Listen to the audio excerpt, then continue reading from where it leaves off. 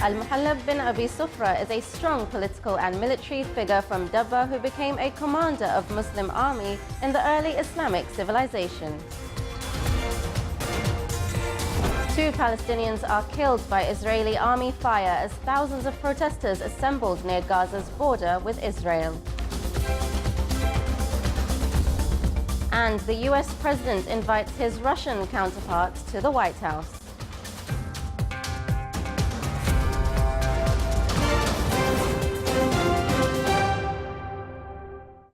Those were the headlines, and now for the news in detail. His Majesty Sultan Qaboos has sent a cable of greetings to Her Majesty Queen Elizabeth II of the United Kingdom of Great Britain, Northern Ireland and head of the Commonwealth on the occasion of her birthday.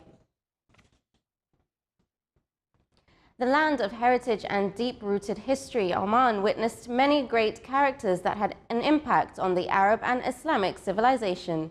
More details in the following report by Abdullah bin Ahmed al-Rubai. One of these noble characters is Al-Muhallab bin Abi Sufra, a wise, strong political and military figure who aided the early Islamic civilization in many military expansion conquests.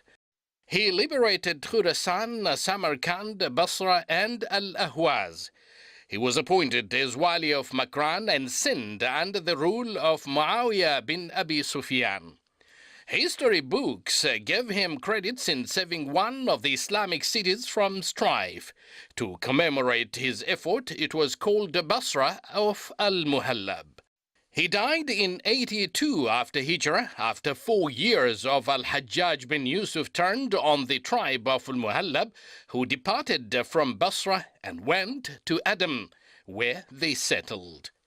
Sheikh Saeed bin Mas'ud al-Busaidi, a resident of Wilayat of Manah, said, "The Al-Sa'id tribe is traced back to Al-Muhallab tribe from the people of Adam, as mentioned by Omani genealogists. Among them was the famous genealogist Sheikh Muhammad bin Shamis al-Battashi in his book, who made reference to the lineage of Al-Sa'id."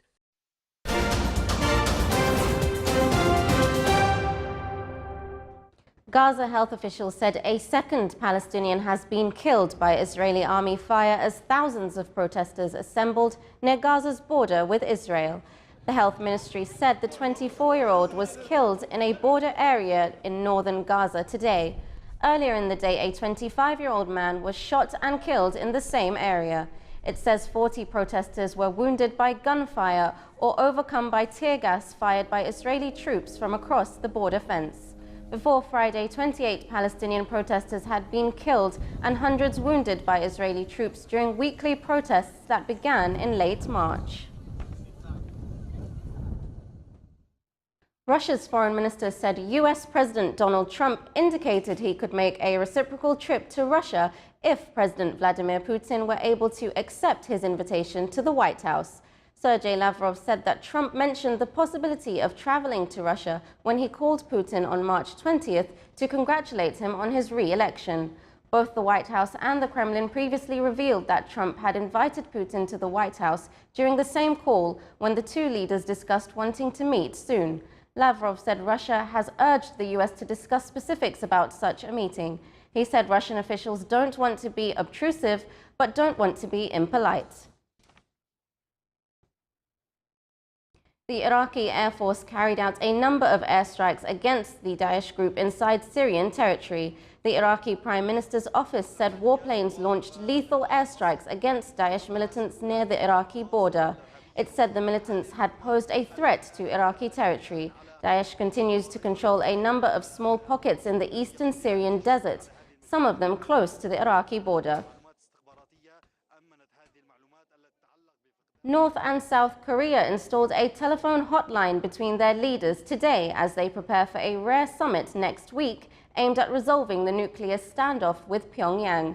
South Korea's presidential office said a successful test call was conducted on the hotline between Seoul's presidential Blue House and Pyongyang's State Affairs Commission.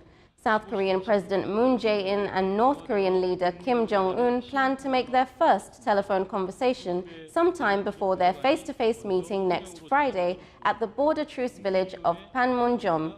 South Korean officials said the hotline, which will be maintained after the summit, will help facilitate dialogue and reduce misunderstandings during times of tension. Still to come in our news bulletin.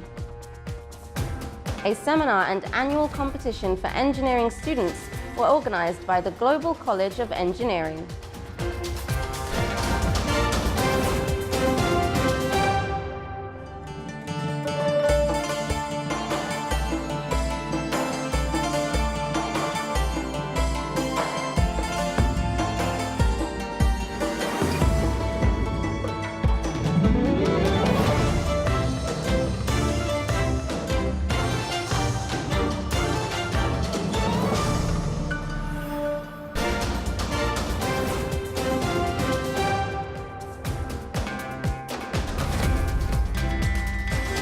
Welcome back to the news from the Sultanate of Oman Television. The new president of Cuba pledged to protect and preserve the country's revolutionary principles, at the same time promising that reforms to the economy will continue under his watch. President Miguel Diaz-Canel, the country's new leader, said in a speech to the National Assembly yesterday, after being voted into office, that he will pursue policies aimed at improving the lives of the average citizen. In Diaz-Canel's speech to delegates, as well as outgoing President Raul Castro's, both pledged to continue reforms, but within the strict limits of the current socialist system. As Raul Castro left the presidency yesterday after 12 years in office, when the National Assembly approved Diaz-Canel's nomination as the candidate for the top government position, the incoming president told the nation that 86-year-old Castro would remain the country's ultimate authority as head of the Communist Party. Bomb disposal experts defused a World War II bomb in Berlin today after evacuating an area in the heart of Berlin, including the central train station. The 500-kilogram British bomb was discovered during building work this week, more than 7 decades after the end of World War II. Some 10,000 people, including residents, hospital patients and office workers, were evacuated from 9 a.m. from buildings within an 800-meter radius of the bomb, while experts performed the delicate operation. Long-distance and local train transport at the central station was disrupted for several hours, but police said the station had now reopened. Bus and tram services also restarted. Germany still discovers more than 2,000 tons of live bombs and munitions every year. Last year, around 60,000 people were evacuated from their homes in Frankfurt after a massive bomb dropped by Britain's Royal Air Force was unearthed. A volcano in southern Japan has erupted for the first time in 250 years, and the authorities have issued a no-go zone around the mountain. The meteorological agency said today that Mount Io erupted the previous day for the first time since 1768, spewing smoke and ash high into the sky. The volcano is part of the Kirishima mountain range on Japan's southern main island of Kyushu. The no-go zone is to the entire mountain from just around the volcano's crater. Officials cautioned residents in nearby towns of falling volcanic rocks and ash. Another volcano nearby also erupted violently in March for the first time in 7 years. Japan sits on the Pacific Ring of Fire and has 110 active volcanoes.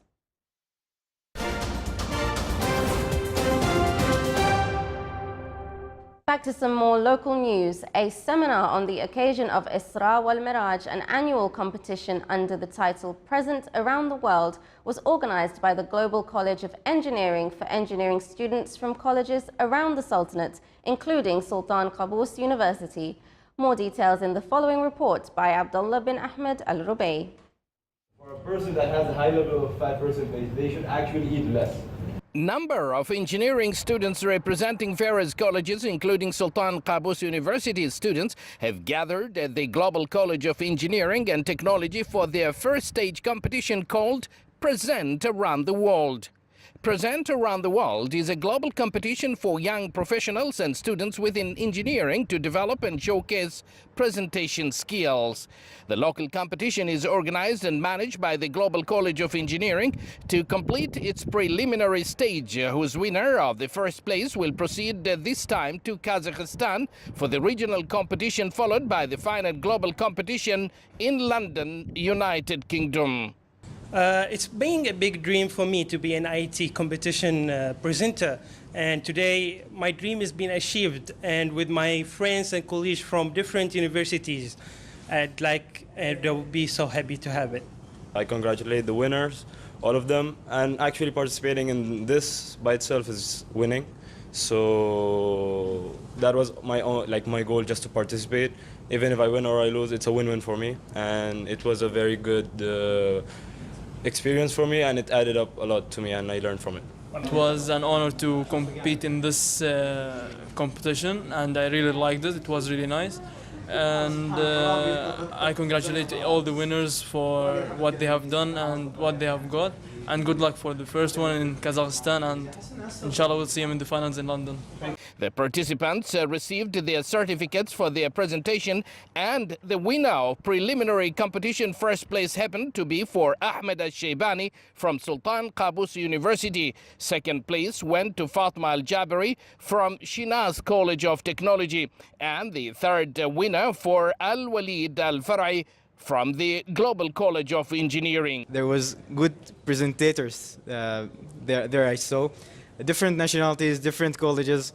So I am happy that I won, and it was an experience that's full of joy and entertainment. Thank you. I get the second place, of course, and I'm happy for that I will go with something. And inshallah, next time I will go with the first place, sure.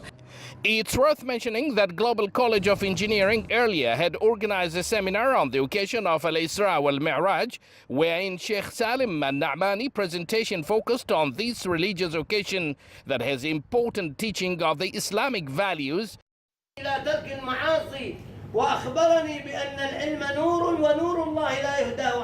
Dealing with the universe in general. Sheikh Salim further on emphasized on the way students will be able to carry out their studies while fulfilling the mandatory religious obligations, abiding by their daily prayers as well as reading of Quran, leading to learn, ponder and question on things. It's very important to stick to the principles of our religion. At the same time, we have to do our best in our studies and be a good citizen. During the session, students were duly awarded for their related responses. Abdullah bin Ahmed al-Rubi'i, Sultanate of Oman Television, Muscat. Nizwa Cultural Center hosted a seminar under the title The Penal Code, the Development and Changes. The seminar highlighted two main areas of interest: the development of legislation in Oman, which started with the inauguration of Oman Council, and the new penal code, which was issued by the Royal Decree No. 7, 2018.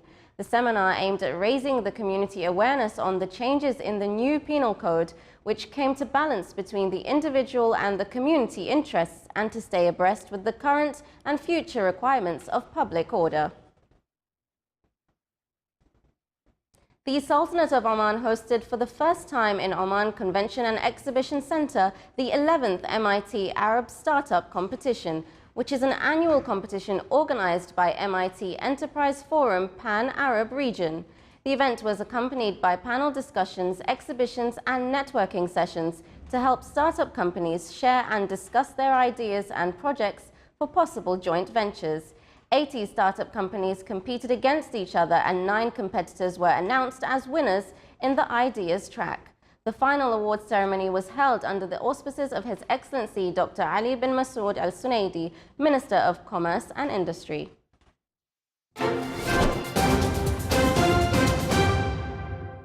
And now for the general weather forecast around the Sultanate. Clear skies will prevail over the Sultanate with chances of low clouds and fog late at night and early morning over the governorates of South Sharqiya, Dhafar and Worcester.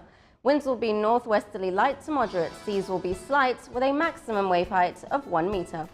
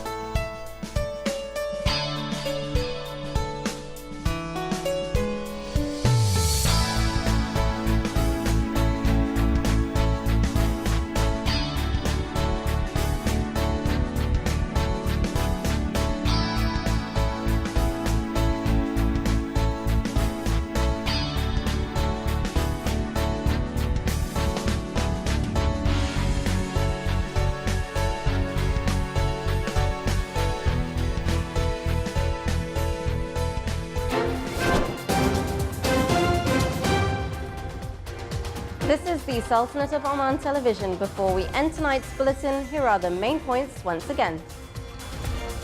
Al-Muhallab bin Abi Sufra is a strong political and military figure from Dabba who became a commander of Muslim army in the early Islamic civilization.